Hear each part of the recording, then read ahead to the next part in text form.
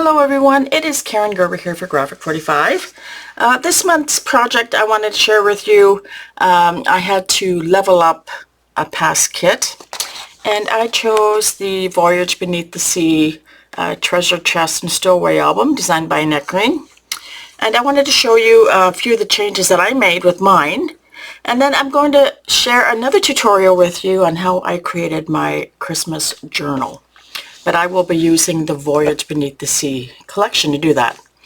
So to start off with, the box. So the box I added a metal handle using the Graphic 45 handles. So I added a handle to the top.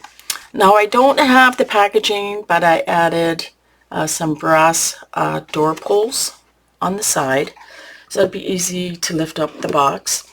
And then I decorated the top of the box using the floral dies from the large tag die. Oh, and just so you know, I did use Twas the Night Before Christmas collection for my project. And so I die cut some flowers and some circles, fussy cut all the greenery and just layered that. And then I fussy cut out a clock. I covered the inside of the box as well. And the bottom of the box, I added these antique brass claw feet from Graphic 45.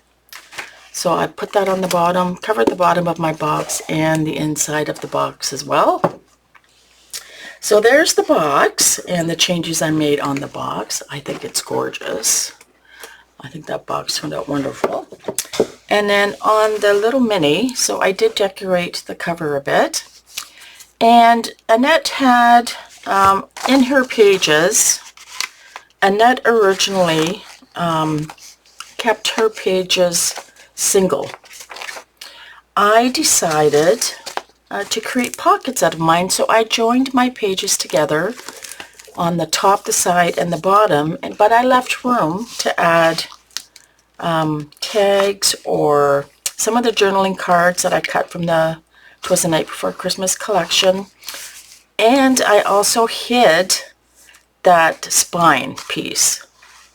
So I haven't added any more photo mats to the inside of my album yet, but I just wanted to show you the possibilities that you can do to level that up. Now with the paper that I had left over from Twas the Night Before Christmas, so I am just going to put this inside my box.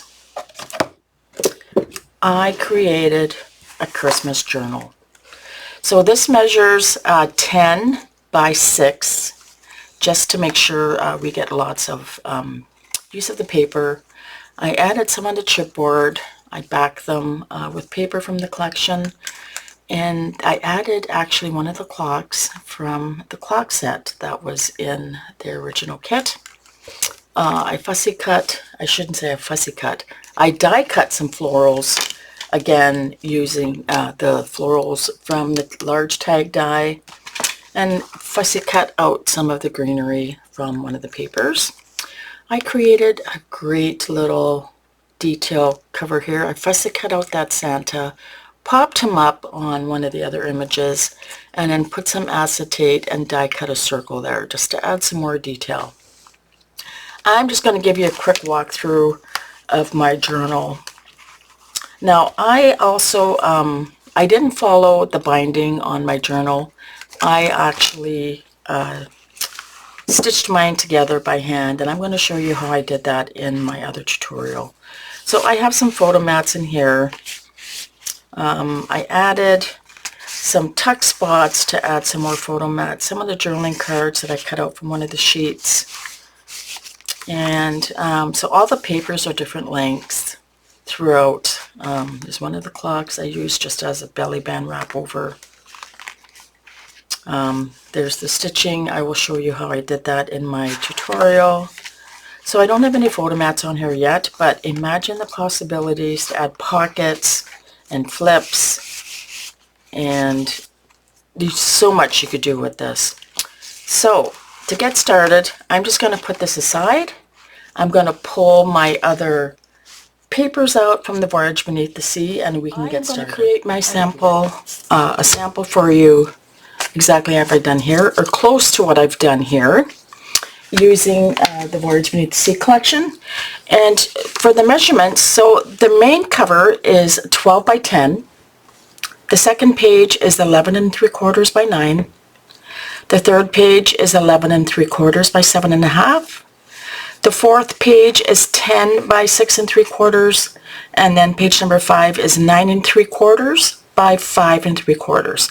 Now you can make these pages any size you want, and I thought for in the middle of my journal, I would add a folder and sentiment die. So I used this die to create my center page.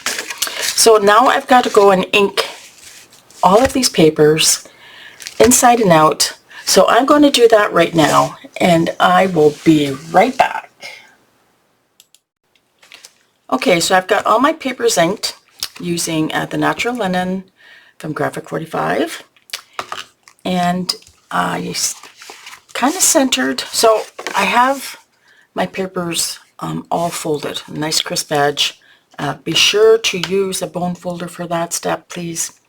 And the next step would be to determine where your holes are going to be for your stitching.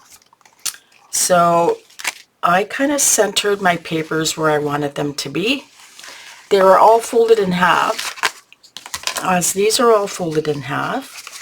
So the best way I did this was to line these all up how you would like them to go. And then I've already marked on my smallest sheet, I've marked where I want these holes to go.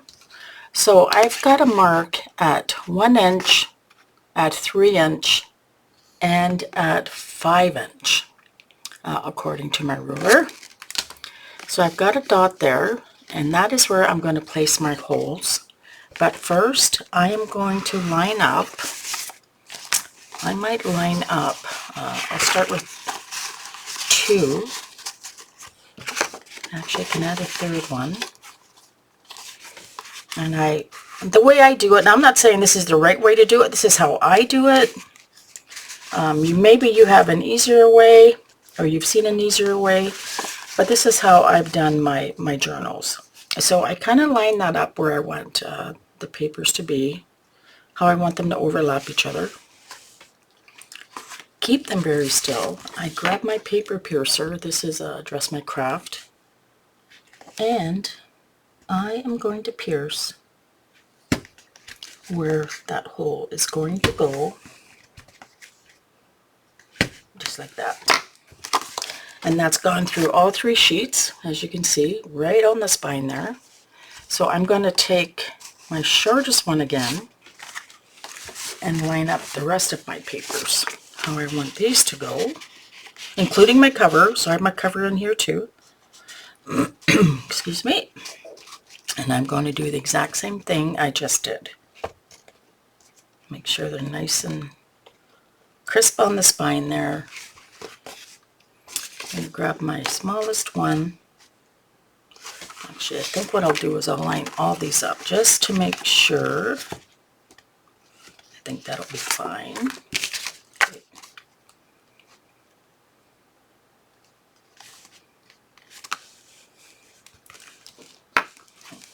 This to come up just a bit.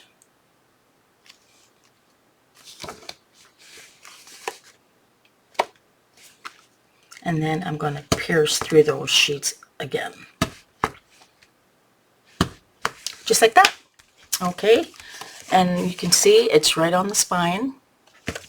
So let's take this away. Now the fun part starts. So I have twine. I have some twine, and I've cut some off, and I've threaded it. Find my needle here. I've threaded some through a needle. Now, I did not knot my end because I do not need to do that. So the tricky part is getting this threaded. So I like to start in the middle on the inside and work my way to the outside. finding the holes.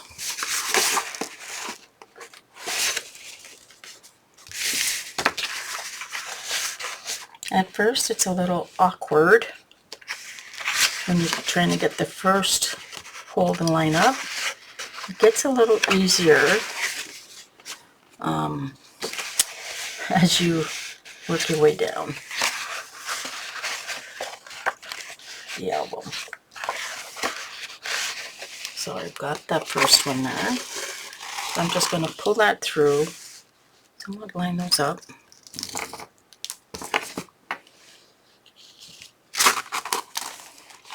Then I'm going to flip it over. And I'm going to come in through that second hole.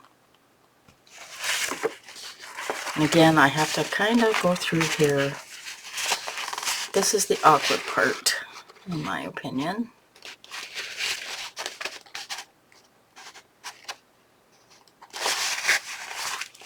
It goes much easier when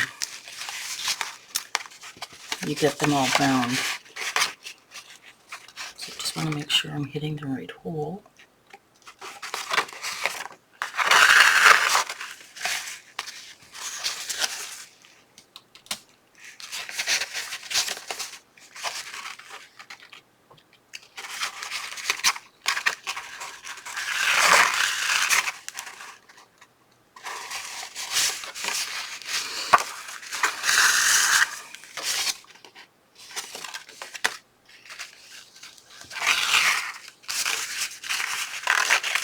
Oops. Okay.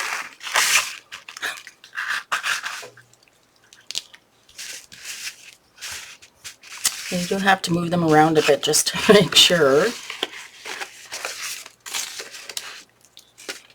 Check my stitching out here. Pull it through.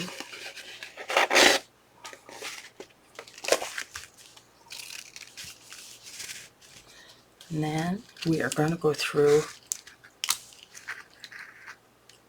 the last one.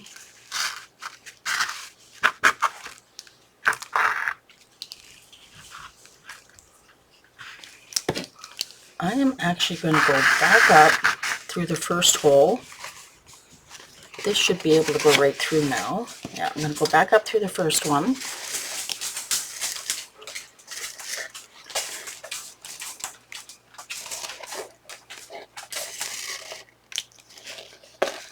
I don't want that to be knotted up.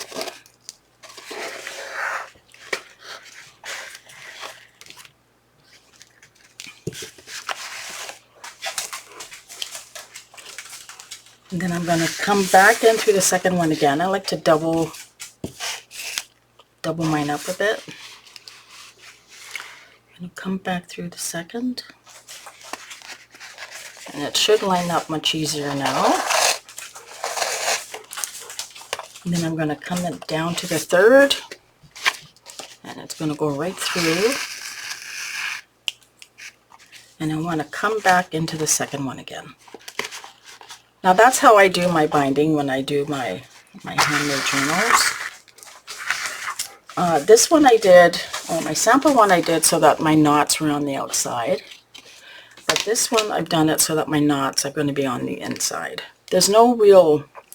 To me, there's no right and wrong way to do it. It's maker preference in my opinion. So what I'm going to do now, I'm just going to knot this here.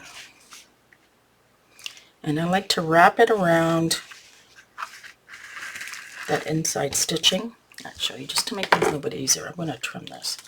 I have way too much cord on here. There we go. So I'm just going to knot this right here.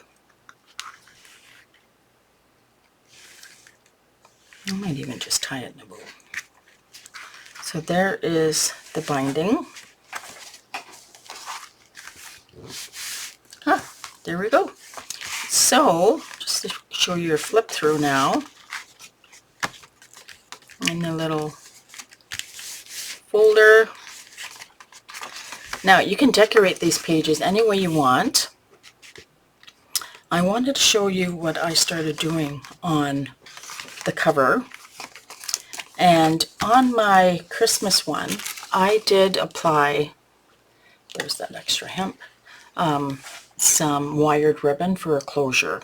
So I'm going to do that on this one before I get started. So I will be right back. So I have my ribbon cut. It measures about 24 inches. And I've wrapped that around my journal. And then ahead of time, I have gone ahead. I really wanted to use this image for the cover. So I fussy cut that gorgeous mermaid out, including her hair. And I think I'm going to create it an acetate cover similar to what I did on my sample. I'm going to pop her up on the inside here. So I fussy cut that out. I've got some 3D foam adhesive on the back. So I'm just going to pull off that resist tape.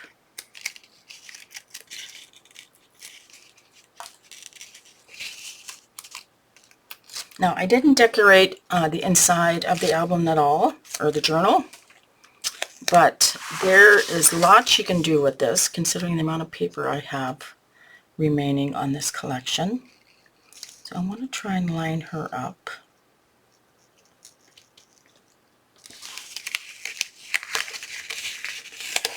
Oops.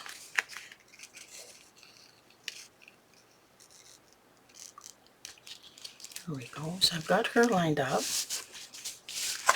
There's that. Does that look awesome? And I took another sheet, fussy cut the inside out, added a piece of acetate, and I've got 2 layers of foam tape on here. Since I popped her up, I needed to make sure I had extra adhesive on this, because this will be my cover. So I am just going to line that up on the bottom.